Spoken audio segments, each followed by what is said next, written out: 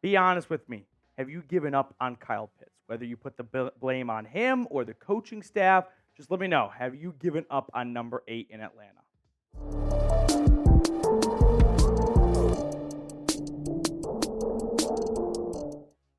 Coming up on today's show, we're going to talk about 2 trade ideas involving your Atlanta Falcons.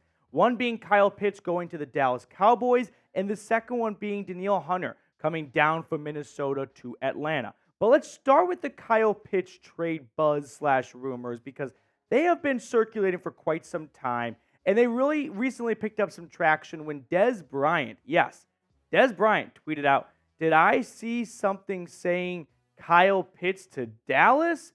Now, that tweet right there got all sorts of Cowboys fans worked up and excited about Pitts potentially going to the boys. Now, this was tweeted out again or quote tweeted by a Cowboys slash NFL beat reporter, Jay Tuck, who said Kyle Pitts to Dallas starting to pick up some steam. And then Robert Griffin III, of course, had to inject himself into the conversation like he always does, saying the Cowboys should trade for Kyle Pitts. So we had a good run of a whole bunch of blue check marks on Twitter saying Kyle Pitts to the Cowboys, Kyle Pitts to the Cowboys.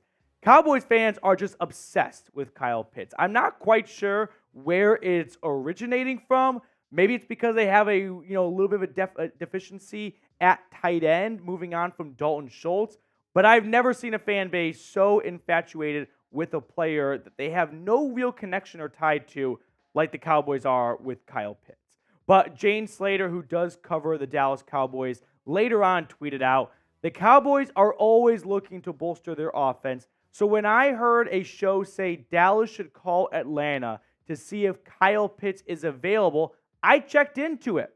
A source with the Falcons answered when I asked, LOL, no way. And that makes sense. Why would Atlanta have any sort of interest in moving on from their star tight end or their hopeful star tight end while they're 2-1? The timing is just not right for the Falcons. Sure, if this team was 0-3, I could be persuaded into it. But as long as they're winning games, come on, what are we talking about here? Now, some more background on the Kyle Pitts to Dallas rumors and saga. Dallas was reportedly infatuated with Kyle Pitts during the 2021 draft process. They were really high on Kyle Pitts, but he never really came close to the boys when they went number 12 and selected Micah Parsons, which I'm sure they are happy that Kyle Pitts was not available at that time because they might have taken Pitts over Parsons, and that would have been a huge mistake for Dallas. But so far this season, Pitts has not been very good. And unfortunately, throughout his career, outside of his rookie season, last year was pretty much an epic disaster, right? After coming off a 1,000-yard rookie season, he finished 2022 failing to reach 400 yards. He had 1 or 2 touchdowns. He's got 3 touchdowns so far in his NFL career. Listen, when it comes to Kyle Pitts and the Falcons, I want it to work out. You want it to work out. We all want it to work out in Atlanta because I don't think it's a talent issue. I don't think this is some big, huge draft bust that was great in college, but it's just not carrying over to the pros. I don't think that's the issue here. But the issue is probably he is homeless, legitimately homeless in this run-first offense.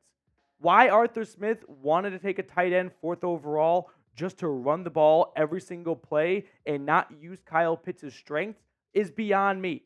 Maybe they had tied up and duct taped Arthur Smith during the draft because he was banging on the table. Don't give me Kyle Pitts. Give me someone who can help my run game. Who knows? But as long as this team continues to have this offensive identity, Kyle Pitts' numbers I don't think are going to dramatically improve. Sure, he might start to get into a bit of a rhythm and start to establish himself a little bit more, but not enough for it to warrant being the 4th overall draft selection. So if we don't see a big turnaround, I could see Kyle Pitts being moved, but I don't think it's going to happen anytime soon. Now, before we get on to the rest of today's show, Falcons Today is sponsored by Prize Picks. Prize Picks is a daily fantasy sports app where all you have to do is pick more or less for 2 to 6 player stat projections, and you can win up to 25 times your money on any entry. Prize Picks is super simple and user-friendly. I spend like 1 to 2 minutes on the app every single Sunday morning making my selections. So if you're in the Oval Office or you're on your way to the game, get on Prize Picks and start making some money. This week on Prize Picks, Here's who I am rolling with. I'm going with more for Desmond Ritter's passing total at 193.5 yards. I think he's going to throw for at least 200 against the Jags. Give me less for Najee Harris rushing yards at 52.5. He's not even the best running back on his own team. I like the less here. And then for Stephon Diggs, I'm going to go with more as the Bills take on the Dolphins at 79.5. I could see Diggs and Josh Allen popping off.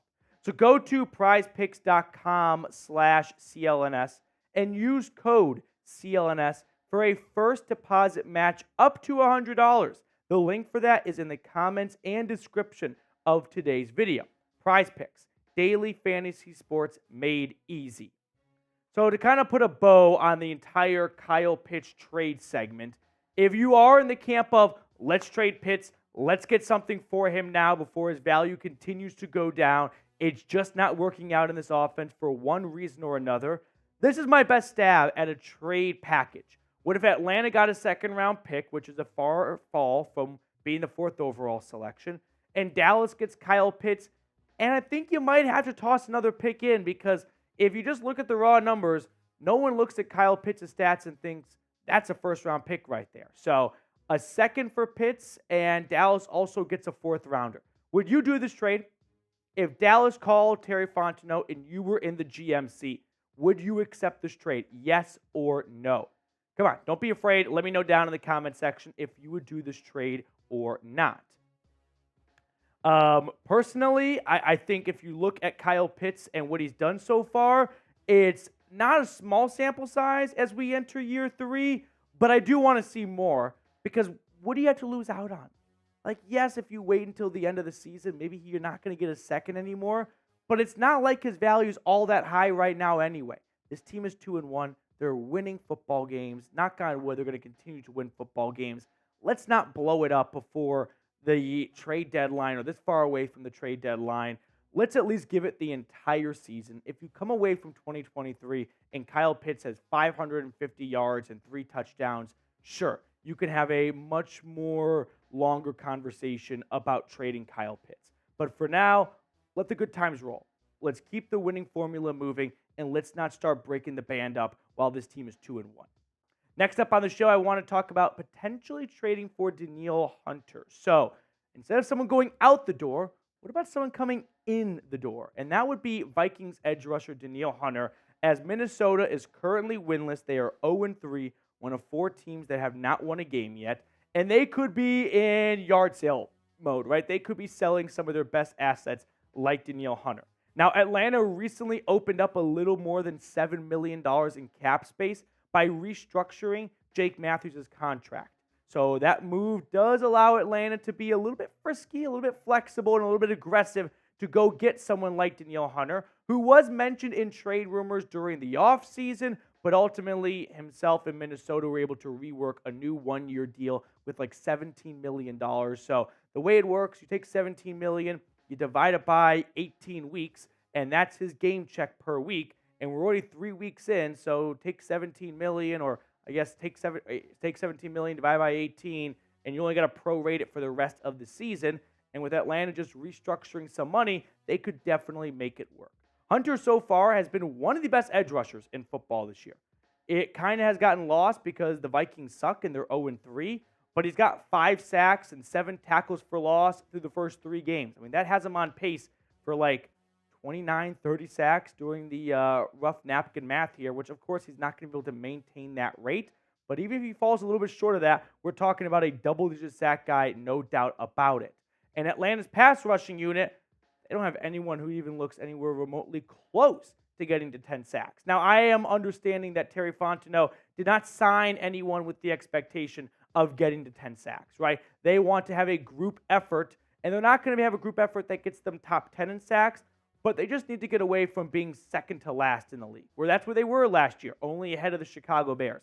So they can jump from 31 to, say, 20.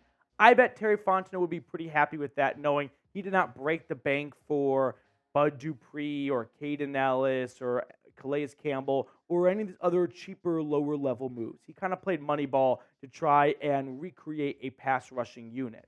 But I will add this.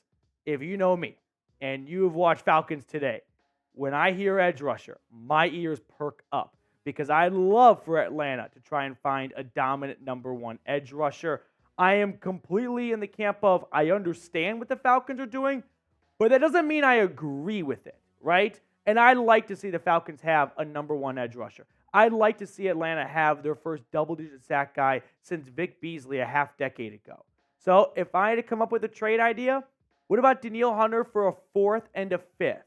It's probably lowballing Minnesota a little bit, but I remember back in like May, they traded Zadarius Smith away for a day 3 pick swap, which was like a fifth and a sixth. So this is a little bit better than that. And Minnesota might be playing ball, trying to get some draft picks as they are looking like a team that's not going very far this season. But of the two trades that we looked at, we'll kind of cycle through them. Which trade would you pull the trigger on? If you had to pick one, would you do the Kyle Pitts trade or the Danielle Hunter trade? Type Pitts or Hunter down in the comment section for which trade you would rather do if you were the GM.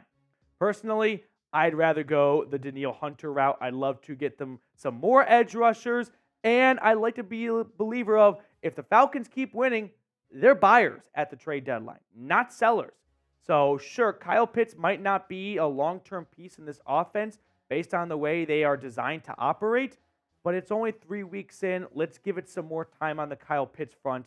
And if they keep winning games, the best position to buy at the trade deadline for a team that wants to go on a postseason run is edge rusher.